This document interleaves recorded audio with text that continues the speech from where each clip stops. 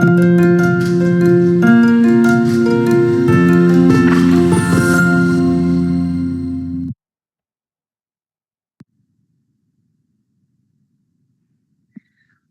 tardes, bienvenidas, bienvenidos, bienvenides a nuestro programa Repensando, un programa, un espacio creado por el Observatorio Latinoamericano de Justicia Penal para Adolescentes del FLAD Sección México.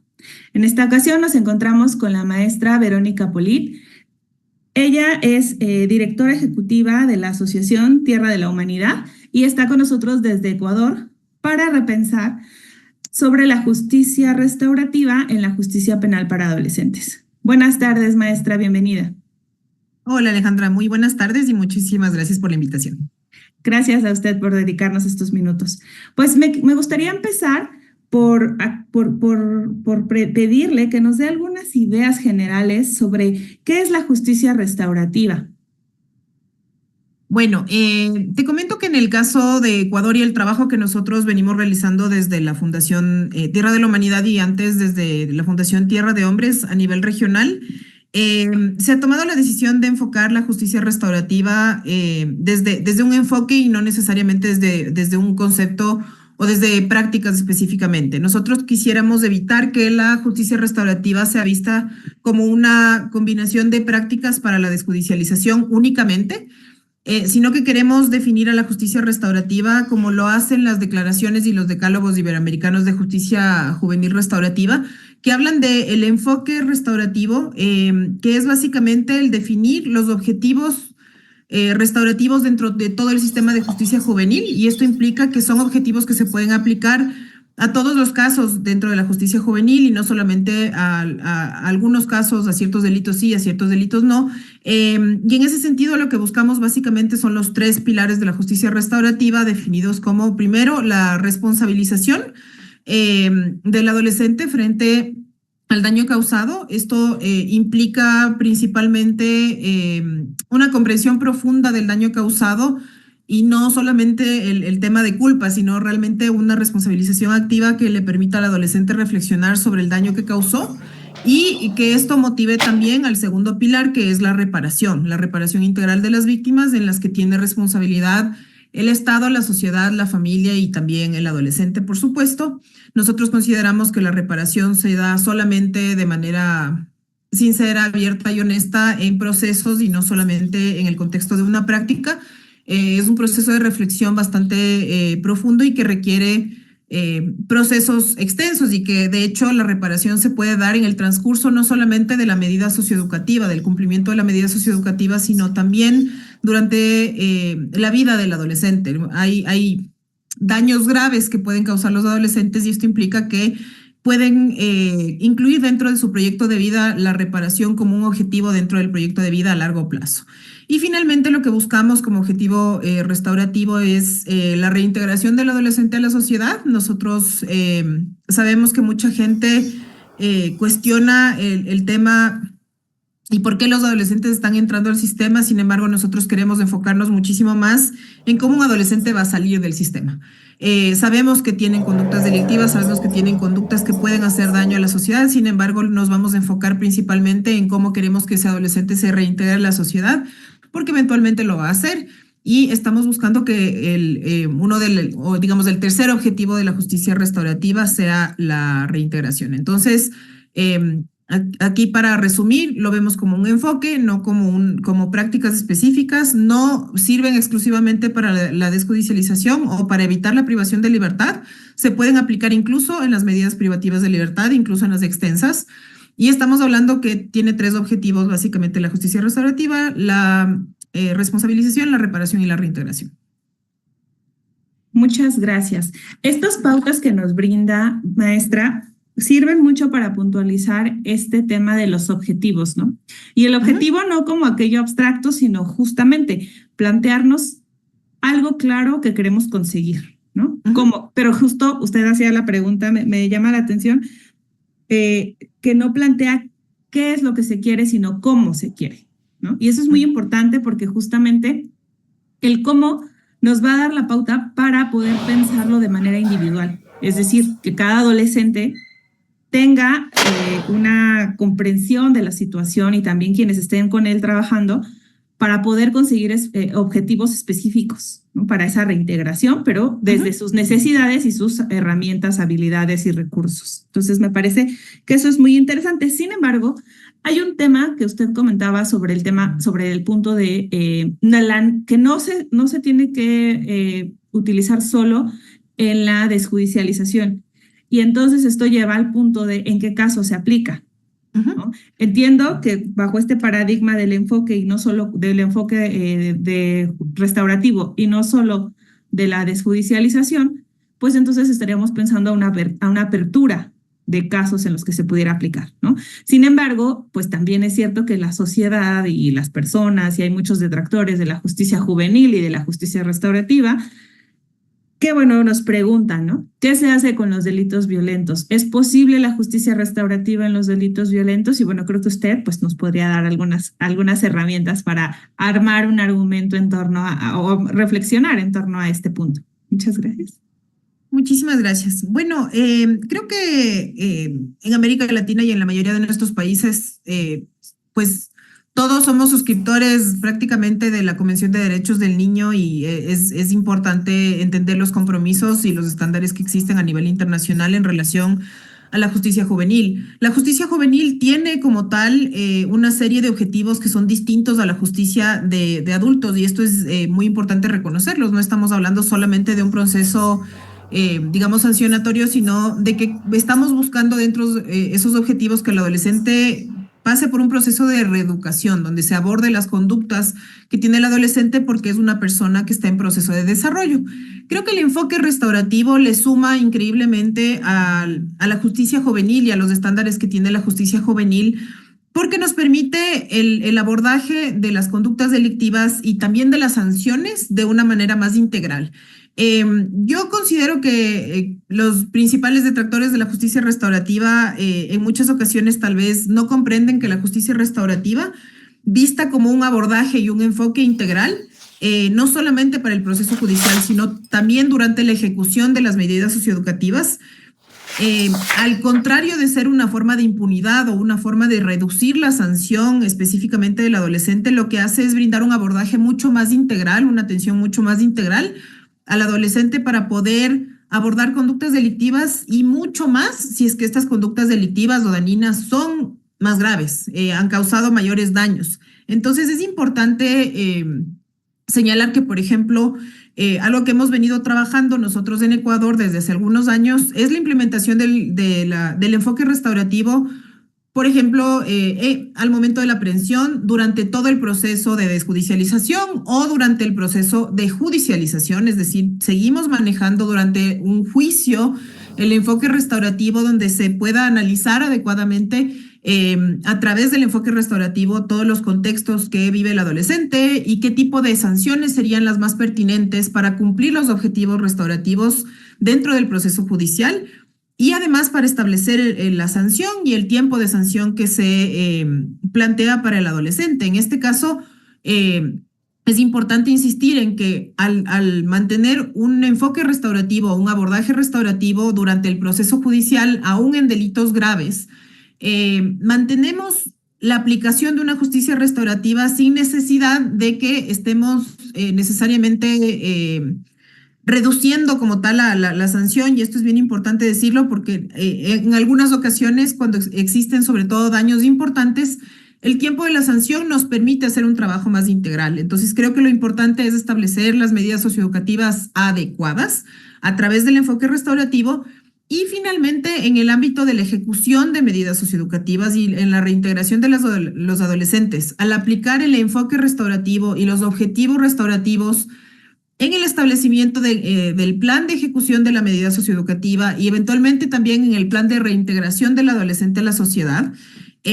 podemos aplicar una justicia restaurativa siempre y en todo tipo de infracciones penales, y esto no significa que estamos reduciendo el nivel de responsabilidad, sino incrementándolo, porque lo primero que comenté en relación a este tipo de concepto de justicia restaurativa es que el primer y el pilar más fundamental es el reconocimiento del daño que ha causado el adolescente a la sociedad. Y cuando se trata de daños importantes o delitos más graves, es fundamental que el adolescente esté consciente del daño que ha causado, no solamente a la víctima de manera directa, sino también a su comunidad, a su sociedad, al país en general. Y también aquí es fundamental entender, por ejemplo, que en el proceso de responsabilización el adolescente también puede comprender el daño que se ha hecho a sí mismo, el daño que ha hecho a su propia familia, el daño que le ha hecho a la familia de las víctimas. Cuando nosotros abordamos con objetivos restaurativos el proceso socioeducativo del adolescente, entonces le ponemos, digamos, le damos una dirección mucho más clara a la ejecución de la medida socioeducativa para que ésta no sea solamente el cumplimiento de un tiempo o que se realicen ciertas acciones específicas, sino que cada una de las acciones que se realizan día a día del adolescente durante el cumplimiento de la medida socioeducativa tenga un enfoque restaurativo y permita realmente comenzar a construir procesos de sanación para el adolescente, para la víctima. Y como dije, aquí es bien importante insistir en el tema de la reparación, porque siempre escuchamos de parte de muchas personas que hay delitos que son irreparables, hay daños que son irreparables. Y es cierto, hay daños que son irreparables. Una muerte, por ejemplo, es un proceso muy difícil de reparar. Sin embargo, es importante entender que si es que un adolescente tiene la capacidad restaurativa de responsabilizarse profundamente por el daño causado, y esto lleva a que su proyecto de vida se construya alrededor del objetivo de reparar el daño que causó durante el resto de su vida. En primer lugar, vamos a tener probablemente menos repetición de los daños y en segundo lugar, el adolescente puede ser un miembro mucho más productivo y propositivo en la reparación integral a la comunidad, a la sociedad del daño que ha causado. Entonces, para nosotros, la justicia restaurativa vista desde un enfoque o desde un abordaje muy amplio y muy integral permite guiar las acciones específicamente durante todo el proceso del adolescente, no solamente durante el momento del juicio, sino durante todo su proceso, incluyendo en su reintegración, y nos permite abordar de manera más adecuada los daños más graves o los daños más grandes que pueden ser causados por un adolescente. Entonces son mucho más aptos para daños graves que para, digamos, delitos que no son de alta gravedad y que se pueden resolver justamente fuera del contexto judicial o fuera de un contexto de una medida socioeducativa muy severa, ¿no? Claro, muchas gracias. Nos ha brindado algunas pautas que me parecen muy importantes. Esto, sobre todo que comentaba sobre cómo tener este enfoque restaurativo puede servir de guía para la ejecución, ¿no? Porque justamente a veces hablamos, digo, en México hay esto del programa individualizado de ejecución de medida y me parece que casi todas las leyes prevén un documento similar, ¿no? Sin embargo, se elabora a veces de una manera bastante alejada de la realidad del adolescente, ¿no? Y de su participación. Sí. Entonces, también eso me parece que aporta bastante a esta utilidad, ¿no? Que se le puede dar, ¿no? Sí, yo creo que un punto fundamental solamente relacionado a lo que estás comentando es que el tener un enfoque restaurativo permite también hacer un trabajo interdisciplinario mucho más profundo, no solamente interdisciplinario, sino lo que llamamos transdisciplinario. Es una verdadera comunicación y un abordaje con las distintas disciplinas, porque nosotros sí hemos podido notar a nivel regional que a veces los planes se construyen alrededor del trabajo de cada profesional y de cada especialidad del profesional. Es decir, el área psicológica tiene un componente, el área de trabajo social tiene otro. El tener un enfoque restaurativo te permite establecer objetivos restaurativos, que son la responsabilización, la reparación y la reintegración, y te permite integrar a las distintas disciplinas para conseguir esos objetivos, que creo que es fundamental en un plan. Claro, como una hoja de ruta, ¿no? Que podamos seguir. Exacto. Sí, y una de las cosas que creo que mencionó que eran justo esta forma en cómo se construye, ¿no? Como si dándole un proceso, un enfoque restaurativo a la justicia para adolescentes, se está evadiendo la responsabilidad y sobre todo la responsabilidad con la víctima, que sería la reparación del daño, ¿no? Entonces, me parece que justo es algo como que a veces la gente, porque tendemos mucho a hacer esta confrontación entre más atención se le da al adolescente, la gente percibe o considera, o a veces así puede ser, menos atención se le da a las víctimas, ¿no? Y es como ellas también sienten eso. Entonces, hace un momento comentaba, maestra, sobre el tema del Estado como uno de los responsables de la reparación del daño también. Entonces, no sé si quiera comentar al respecto, ¿no? ¿Qué pasa con la víctima en estos procesos restaurativos? Pues creo que efectivamente la justicia penal tradicional es una justicia y es un cuestionamiento que hace la justicia restaurativa a la justicia penal tradicional, es el rol de la víctima. Muchas veces en procesos más punitivos o en procesos adversariales, únicamente adversariales, lo que sucede es que la víctima es un testigo más del proceso delictivo y del proceso judicial como tal, y esto es bastante perjudicial porque, por supuesto, las víctimas han llegado a entender que el único derecho que tienen en relación a la reparación es la privación de libertad de su agresor. Sin embargo, la reparación integral implica conceptos mucho más amplios y una de las cosas que para nosotros es fundamental también dentro de los procesos de reparación y cuando utilizamos este abordaje restaurativo es entender que primero la reparación, o sea, nuestra Corte Constitucional en el Ecuador ya estableció que, por ejemplo, no es un derecho de la víctima la privación de libertad de su agresor. Ese no es un derecho que está incluido dentro de los derechos de la víctima, pero la víctima tiene derecho a una participación activa, tiene derecho a establecer qué tipo de reparaciones son adecuadas para ella y lo que permite el enfoque restaurativo es que el adolescente tenga una oportunidad de reparar no solo al momento de la audiencia, no solamente al momento del juicio.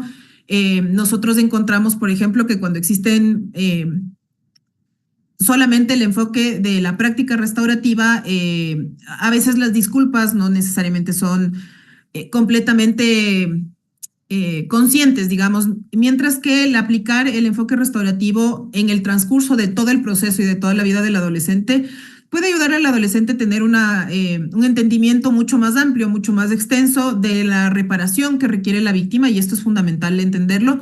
Y esto centra básicamente todo el proceso en lo que el adolescente tiene que hacer para reparar ese daño, que es fundamental. Aquí también es bien importante que el enfoque restaurativo incluye justamente la responsabilidad de la familia del adolescente, cómo la familia también va a hacer esfuerzos para poder reparar a la víctima.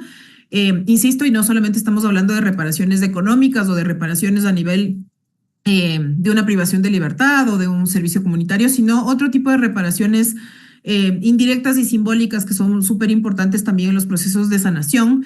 Y finalmente creo que es fundamental entender que las capacidades que tiene un adolescente y en muchas ocasiones sus familias de reparar un daño son limitadas y están limitadas a su contexto y a sus posibilidades.